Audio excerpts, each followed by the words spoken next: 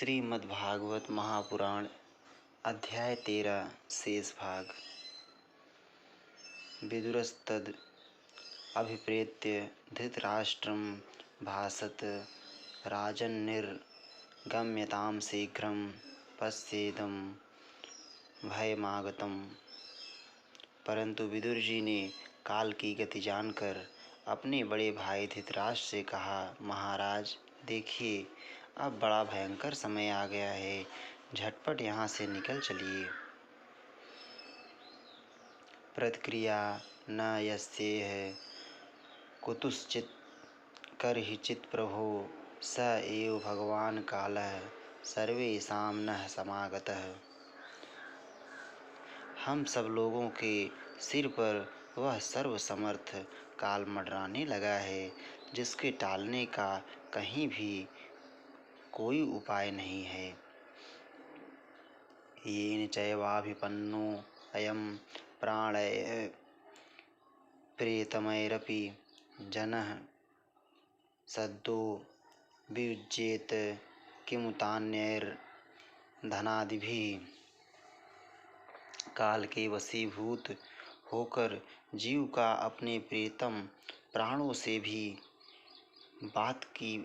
बात में वियोग हो जाता है, फिर धन जन आदि दूसरी वस्तुओं की तो बात ही क्या है। पितृभ्रातृ सुहृत् पुत्रा हतास्ते विगतं वयः आत्मा च जरयाग्रस्तः परगेह मुपाससे। आपके चाचा ताऊ भाई सगे संबंधी और पुत्र सभी मारे गए, आपकी उम्र भी ढल चुकी, शरीर बुढ़ापे का शिकार हो गया, आप पराये घर में पड़े हुए हैं। अहो महीयसी जन्तोर्जीवितासा यया भवान् भीमापवर्जितं पिण्डमादत्ते गृहपालवत्। ओह, इस प्राणी की जीवित रहने की कितनी प्रबल इच्छा होती है। इसी के कारण तो आप भीम का दिया हुआ टुकड़ा खाकर कुत्ते सा जीवन बिता रहे हैं।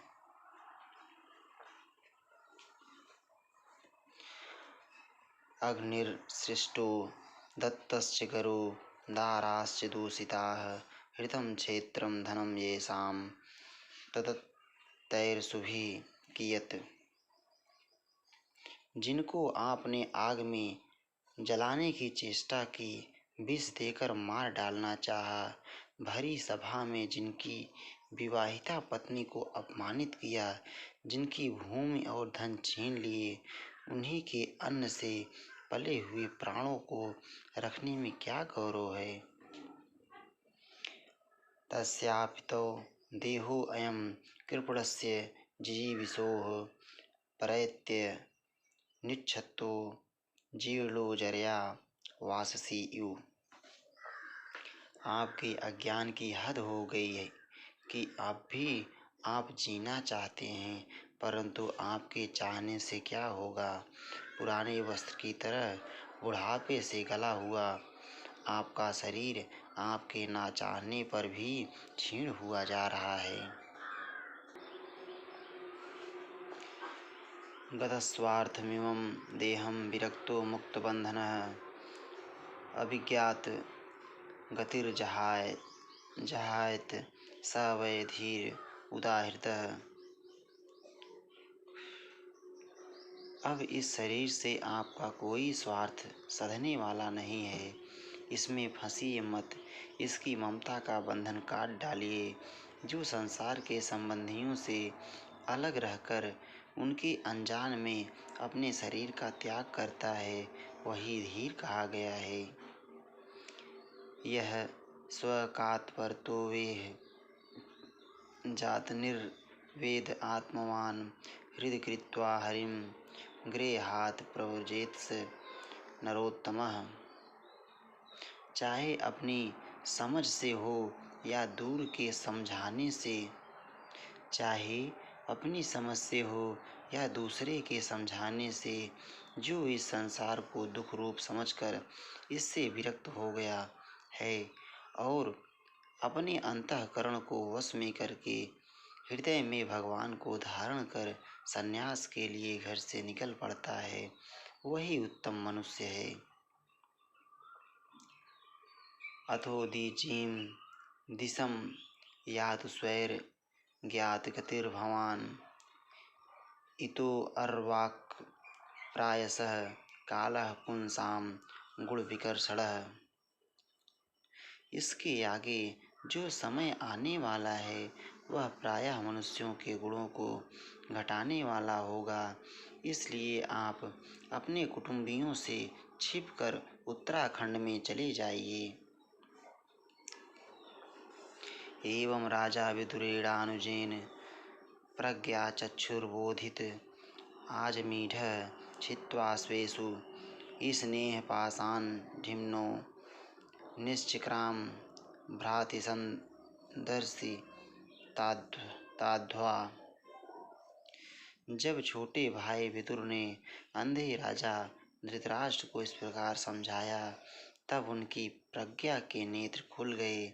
वे भाई बंधुओं के सुदृढ़ स्नेह पाशों को काटकर अपने छोटे भाई विदुर के दिखलाए हुए मार्ग से निकल पड़े। पतिं प्रयान्तं सुबलस्य पुत्री पतिव्रता चानुजगाम साध्वी हिमालयम् अन्यस्तदण्ड प्रहर्षं मनस्विनाम्यु सत्संप्रहारः। जब परम पतिव्रता सुबल नंदिनी गांधारी ने देखा कि मेरे पतिदेव तो उस हिमालय की यात्रा कर रहे हैं जो सन्यासियों को वैसा ही सुख देता है जैसा वीर पुरुषों को लड़ाई के मैदान में अपने शत्रु के द्वारा किए हुए न्यायोचित प्रहार से होता है, तब वे भी उनके पीछे पीछे चल पड़ी।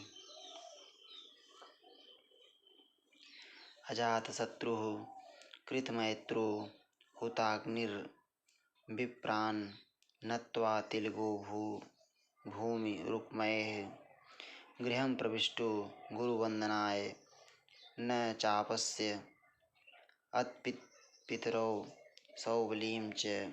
अजातशत्रु युधिष्ठिर ने प्रातः काल संध्या वंदन तथा अग्निहोत्र करके ब्राह्मणों को नमस्कार किया और उन्हें तिल गौ भूमि और स्वर्ण का दान दिया। इसके बाद जब वे गुरुजनों की चरण वंदना के लिए राजमहल में गए तब उन्हें धृतराष्ट्र विदुर तथा गांधारी के दर्शन नहीं हुए। तत्र संजयमासीनं पप्रच्छोद्विग्नमानसः गावलगड़े क्व नस्तातो वृद्धो हीनश्च नेत्रयोः। युधिष्ठिर ने उद्विग्नचित्त होकर वहीं बैठे हुए संजय से पूछा, संजय, मेरे वे वृद्ध और नेत्रहीन पिता धृतराष्ट्र कहाँ हैं?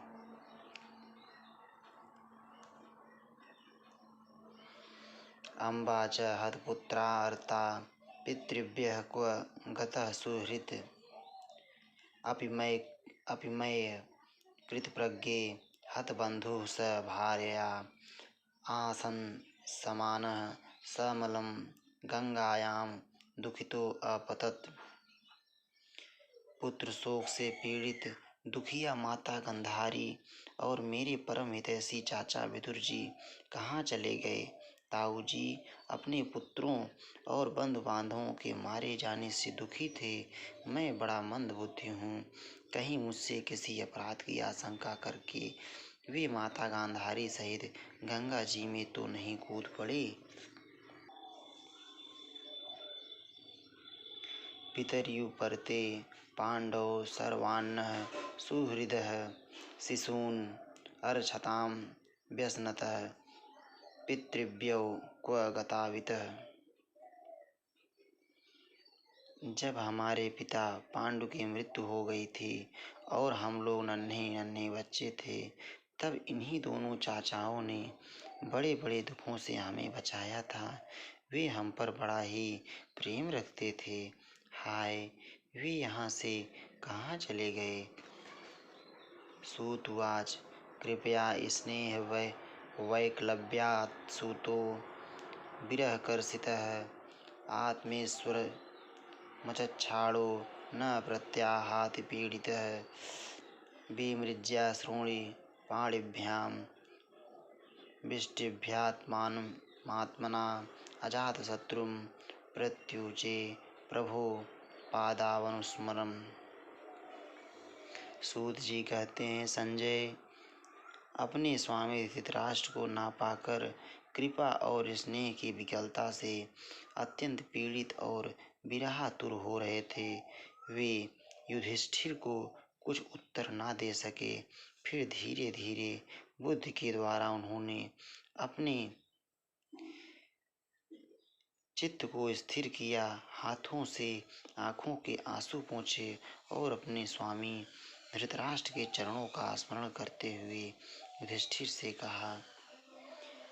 संजय उवाच नाहं वेद व्यवसितं पित्रोर्वः कुलनंदन गांधार्या वा महाबाहो मुसितोऽस्मि महात्मभिः अथाजगाम भगवान् नारदः सह तुम्बुरु प्रत्युत्थायाभिवादाः सानुजो अभ्यर्चयन्यु।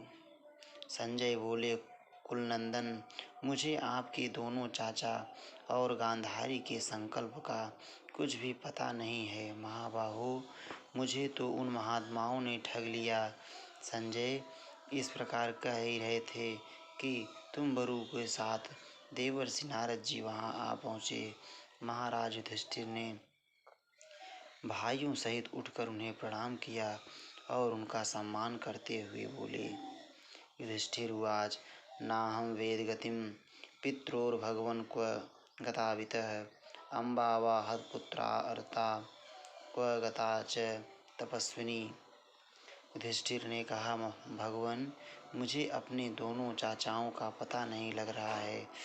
ना जाने वे दोनों और पुत्र शोक से व्याकुल तपस्विनी माता गांधारी यहाँ से कहाँ चले गए। कर्णधार इवापारे भगवान पारदर्शकः अथावभासे भगवान नारदो मुनिसत्तमः। भगवान, अपार समुद्र में कर्णधार के समान आप ही हमारे पारदर्शक हैं। तब भगवान के परम भक्त भगवानमय देवर्षि नारद ने कहा, माँ कंचन शुचो राजन यदीश्वर वसम जगत लोकाः सपाला यस्य मे वहन्ति बलिमी सुतुः स संयुनक्ति भूतानि स एव वियुनक्ति च। धर्मराज, तुम किसी के लिए शोक मत करो, क्योंकि यह सारा जगत ईश्वर के वश में है। सारे लोक और लोकपाल विवश होकर ईश्वर की ही आज्ञा का पालन कर रहे हैं। वही एक प्राणी को दूसरे से मिलाता है और वही उन्हें अलग करता है। यथा गावो नसिप्रोतास्तन्त्यां बद्धाः स्वदामभिः वाक्तन्त्यां नामभिर्बद्धा वहन्ति बलिमी सुतुः। जैसे बैल बड़ी रस्सी में बंधे और छोटी रस्सी से नथे रहकर अपने स्वामी का भार ढोते हैं, उसी प्रकार मनुष्य भी वर्ण आश्रम आदि अनेक प्रकार के नामों से वेद रूप रस्सी में बंधकर ईश्वर की ही आज्ञा का अनुसरण करते हैं। यथा क्रीडोप अस्कराणां संयोग विगमाभिः इच्छया क्रीडितुः स्यातां तथैवेशेच्छया नृणाम्। जैसे संसार में खिलाड़ी की इच्छा से ही खिलौनों का संयोग और वियोग होता है, वैसे ही भगवान की इच्छा से ही मनुष्यों का मिलना बिछुड़ना होता है। यस्मन्यसे ध्रुवं लोकमध्रुवं वा न चोभयं सर्वथा न हि शोच्यास्ते स्नेहादन्यत्र मोहजात। तुम लोगों को जीव रूप से नित्य मानो या देह रूप से अनित्य, अथवा जड़ रूप से अनित्य, अथवा और चेतन रूप से नित्य, अथवा शुद्ध ब्रह्म रूप में नित्य अनित्य कुछ भी न मानो। किसी भी अवस्था में मोहजन्य आसक्ति के अतिरिक्त वे शोक करने योग्य नहीं है। तस्मात् जह्यंग वैकलव्य अज्ञानकृतमात्मनः कथं त्वनाथाः कृपणावर्ते रंसते च माम बिना। इसलिए धर्मराज, वे दीन दुखी चाचा चाची असहाय अवस्था में मेरे बिना कैसे रहेंगे। इस अज्ञानजन्य मन की विकलता को छोड़ दो। काल कर्म गुणाधीनो देहो अयम पांच भौतिकः कथमन्यांस्तु गोपायेत्स अर्पग्रस्तो यथा परम। यह पांच भौतिक शरीर काल, कर्म और गुणों के वश में है। अजगर के मुंह में पड़े हुए पुरुष के समान यह पराधीन शरीर दूसरों की रक्षा ही क्या कर सकता है। अहस्तानि सहस्तानां पदानि चतुष्पदां फलगुणि तत्र महतां जीवो जीवस्य जीवनम्। हाथ वालों के बिना हाथ वाले, चार पैर वाले पशुओं के बिना पैर वाले त्रिरादि और उनमें भी बड़े जीवों के छोटे जीव आहार हैं। इस प्रकार एक जीव दूसरे जीव के जीवन का कारण हो रहा है। इन समस्त रूपों में जीवों के बाहर और भीतर वही एक स्वयं प्रकाश भगवान, जो संपूर्ण आत्माओं के आत्मा हैं, माया के द्वारा अनेकों प्रकार से प्रकट हो रहे हैं। तुम केवल उन्हीं को ही देखो। सो अयमद्य महाराज भगवान भूत भावनः काल रूपो अवतीर्णो अस्याम भावाय सूर्यद्विषाम। महाराज, समस्त प्राणियों को जीवन दान देने वाले वे ही भगवान इस समय इस पृथ्वी तल पर देवद्रोहियों का नाश करने के लिए काल रूप से अवतीर्ण हुए हैं। निष्पादितं देव कृत्यम अवशेषम प्रतीक्षते तावद् यूयं वेत्स्त्वं भवेद् यावदेहेश्वरः। अब वे देवताओं का कार्य पूरा कर चुके हैं, थोड़ा सा काम और शेष है, उसी के लिए वे रुके हुए हैं। जब तक वे प्रभु यहाँ हैं तब तक तुम लोग भी उनकी प्रतीक्षा करते रहो। धृतराष्ट्रः सह भ्रात्रा गान्धार्या च स्वभार्या दक्षिणेन हिमवत् ऋषीणामाश्रमं गतः स्त्रोतोभिः सप्तभिर्या वैश्वर्धुनी सप्तधा व्यधात् सप्तानां प्रीयते नाना सप्तस्त्रोतः प्रचक्षते। धर्मराज, हिमालय के दक्षिण भाग में जहाँ सप्त ऋषियों की प्रसन्नता के लिए गंगा जी ने अलग अलग 7 धाराओं के रूप में अपने को 7 भागों में विभक्त कर दिया है, जिसे सप्त स्रोत कहते हैं, वहीं ऋषियों के आश्रम पर धृतराष्ट्र अपनी पत्नी गांधारी और विदुर के साथ गए हैं।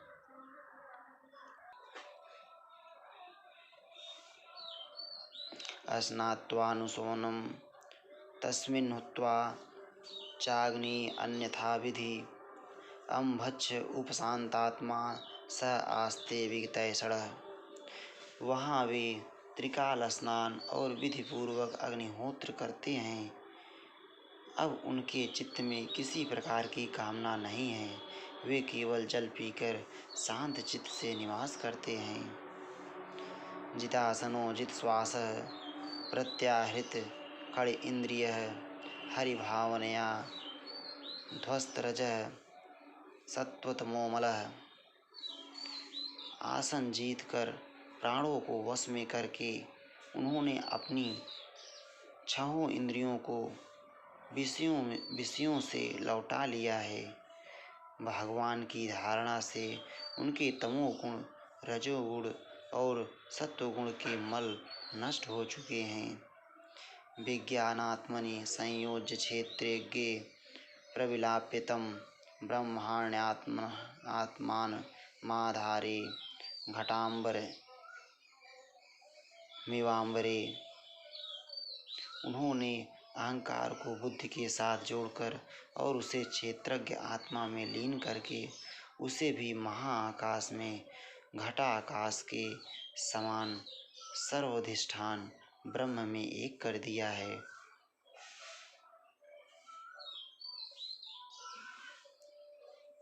ध्वस्त माया गुणोदर को निरुद्ध करणाशय निवर्तिताखिलाहार आस्ते अस्थाणुरिवाचलः तस्यांतरायो मयवाभूः संन्यस्ताक अखिल कर्मणः। उन्होंने अपनी समस्त इंद्रियों और मन को रोककर समस्त विषयों को बाहर से ही लौटा दिया है और माया के गुणों से होने वाले परिणामों को सर्वथा मिटा दिया है। समस्त कर्मों का संन्यास करके वे इस समय ठूंठ की तरह स्थित होकर बैठे हुए हैं। अतः तुम उनके मार्ग में विघ्न रूप मत बनना। स वा अद्यतनाद राजन परतः पंचमे आहने कलेवरम हास्यति स्वम तच्च भस्मी भविष्यति। धर्मराज, आज से 5वें दिन वे अपने शरीर का परित्याग कर देंगे और वह जलकर भस्म हो जाएगा। दह्यमाने अग्निभिर्देहे पत्युः पत्नी सहोटजे बहि स्थिता पतिं साध्वी तमग्नि मनुवेक्षति। गार्हपत्यादि अग्नियों के द्वारा पर्णकुटी के साथ अपने पति की मृतदेह को जलते देखकर बाहर खड़ी हुई साध्वी गांधारी भी पति का अनुगमन करती हुई उसी आग में प्रवेश कर जाएंगी। विदुरस्तु तदाश्चर्यं निशाम्य कुरुनंदन हर्षशोकयुत अस्तस्माद् गंता तीर्थ निवेशकः। धर्मराज विदुर जी अपने भाई का आश्चर्यमय मोक्ष देखकर हर्षित और वियोग देखकर दुखित होते हुए वहां से तीर्थ सेवन के लिए चले जाएंगे। इत्युक्त्वा थारुहत स्वर्गम नारदः सह तुम्बुरुः युधिष्ठिरो वचस्तस्य हृदि कृत्वा जहाक्षुच्चः। देवर्षि नारद यूं कहकर तुम्बुरु के साथ स्वर्ग को चले गए। धर्मराज युधिष्ठिर ने उनके उपदेशों को हृदय में धारण करके शोक को त्याग दिया। इति श्रीमद्भागवते महापुराणे पारमहंस्यां संहितायां प्रथम स्कंधे नैमिषीयोपाख्याने त्रयोदशोऽध्यायः। श्री राधा वल्लभ। देवर्षि नारद जी त्रिकालदर्शी हैं। वे धृतराष्ट्र के भविष्य जीवन को वर्तमान की भांति प्रत्यक्ष देखते हुए उसी रूप में वर्णन कर रहे हैं। धृतराष्ट्र पिछली रात को ही हस्तिनापुर से गए हैं, अतः यह वर्णन भविष्य का ही समझना चाहिए।